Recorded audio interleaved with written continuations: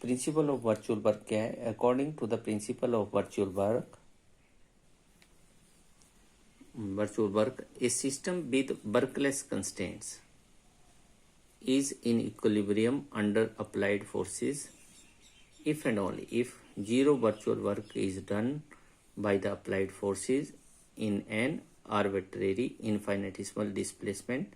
satisfying the constraints. तो student इसमें क्या है कि अगर आप इसमें दो लाइन समझे तो क्या है कि सिस्टम इक्विलिब्रियम में होगा, ठीक है, अंडर अप्लाइड फोर्सेस, ठीक है, अगर work done virtual work done zero होगा, ठीक है, और कन्वर्सली अगर वर्चुअल वर्क डन जीरो होगा तो सिस्टम इक्विलिब्रियम में होगा। कि ये सिस्टम विद वर्कलेस कंस्ट्रेंट्स, ठीक है, एक ऐसा सिस्टम है जिसके ऊपर कंस्ट्रेंट्स हैं but they are workless constraints, is in equilibrium under applied forces, ठीक है, उसके ऊपर फोर्सेस अप्लाई कर रहे हैं तो वो इक्विलिब्रियम में होगा अगर if and only if virtual work जो है वो जीरो होगा। Zero virtual work is done, ठीक है, वर्क डन जब भी होगा तो अप्लाइड फोर्सेज होंगी, ठीक है, और डिस्प्लेसमेंट होगी। तो वर्क डन किसमें? Zero virtual work is done by the applied forces in an arbitrary infinitesimal displacement satisfying the constraints, ठीक है। इनफाइनाइट जो डिस्प्लेसमेंट होगी वो फ्री नहीं होगी, वो कंस्ट्रेंट्स को सेटिस्फाई करेगी। तो दैट मीन्स ये सिस्टम जो है वो इक्विलिब्रियम में होगा अगर वर्चुअल वर्क डन जो है वो जीरो होगा। वर्क डन है तो फोर्सेज होंगी बाय द अप्लाइड फोर्सेज, ठीक है, तो वर्क डन होता है फोर्स इनटू डिस्प्लेसमेंट, तो forces in an arbitrary infinitesimal displacement satisfying the constraints. In this statement, the applied force means any force other than the reaction of the constraints. For a system with generalized coordinates q1, small q1, ये कुछ नहीं है, काटा हुआ है, ठीक है, q1, q2, so on up to q1, any displacement defined by delta q1, delta q2, delta q1, qn, ठीक है, satisfies the constraints automatically. The work done is, ठीक है, तो वर्क डन हमने पहले ये लिखा हुआ है कि जब आपके जनरलाइज कोऑर्डिनेट्स होते हैं तो वर्क डन आप इस तरह से लिखते हैं, ठीक है, कि capital Q1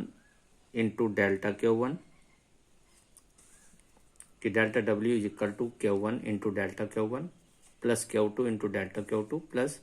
Qn into so on Qn into delta Qn, जहाँ पे Q1, Q2, Qn जो कैपिटल है वो आपकी जनरलाइज फोर्सेस होती हैं, ठीक है। तो जब सिस्टम जो है अगर वो स्पेसिफाइड है बाय जनरलाइज कोऑर्डिनेट्स और स्मॉल डिस्प्लेसमेंट्स होते हैं जनरलाइज कोऑर्डिनेट्स में delta Q1, delta Q2, delta Qn, ठीक है, तो जो वर्क डन होगा that will be equal to this one, ठीक है, जहाँ पे capital Q1, capital Q2, capital Qn जो है वो जनरलाइज फोर्सेज होती हैं। अब जैसा वो यहाँ पे लिख रहे हैं हम कि इन इक्विलिब्रियम वर्क डन जो होगा वो जीरो होगा, ठीक है, तो for equilibrium delta W is equal to zero, तो इक्विलिब्रियम में डेल्टा W जो वो जीरो होगा, ठीक है, for values of delta q's जो कि कंस्टेंट्स को सेटिस्फाई करेंगे, for arbitrary values of delta q's मतलब delta Q1, delta Q2, so on up to delta Qn, and so the conditions of equilibrium both necessary and sufficient are, अब देखो इसको zero put कर दो, ठीक है, कि इक्विलिब्रियम में होगा अगर वर्क डन जीरो होगा means this one is equal to zero. ये जीरो तभी होगा जब आपके Q1 जीरो होगा, Q2 जीरो होगा and so on Qn zero होगा, क्योंकि यहाँ पे हमने लिखा हुआ है कि डेल्टा Q जो है delta Q1, delta Q2, delta Qn जो है वो आर्बिट्रेरी है, ठीक है, तो दैट मीन्स वो कोई भी वैल्यू ले सकते हैं। तो ये आपके पास इक्वेशन है Q1 delta Q1 plus sorry plus Q2 delta Q2 plus on plus Qn delta Qn equal to 0, delta W equal to 0 mean this one equal to 0। ठीक है, जहाँ पे delta Q1 delta Q2 delta Qn कोई भी arbitrary value ले सकते हैं। ठीक है, तो ये प्रोडक्ट ये जो इनका प्रोडक्ट है और ये सम जो है ये 0 तभी होगा जब इस सम की हर एक टर्म 0 होगी, और इस सम के हर एक टर्म 0 होगी जब ये इंडिविजुअल टर्म जो है सम में वो 0 होंगी। ठीक है, पर क्योंकि delta Q1 delta Q2 delta Qn arbitrary है तो ये तभी 0 हो सकता है सम जब आपके Q1 Q2 Qn जो है वो 0 होंगे। तो ये आपने आगे भी याद रखना है कि जब इस तरह का रिजल्ट आएगा कि जिसमें ये लिखा होगा कि ये इस तरह का